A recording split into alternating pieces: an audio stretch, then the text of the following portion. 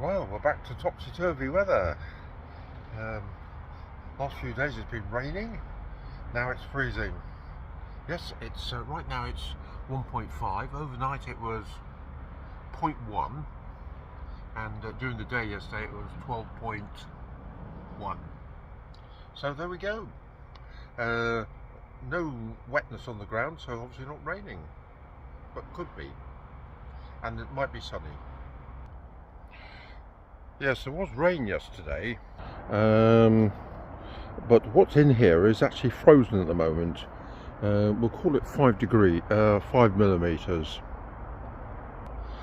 So on this freezing Friday morning, the 5th of December, you can see why sheep have thick coats. There's the cows.